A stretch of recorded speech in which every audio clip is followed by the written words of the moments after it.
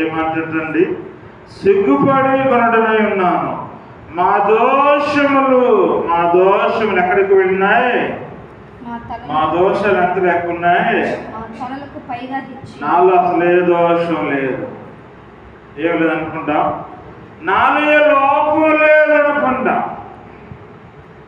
కానీ అర్చనా గారేమో మా దోషములు మా తల్లు పైగా వెళ్ళి ఉన్నాయంట. ఏమై ఉన్నాయంట మన దోషాలు?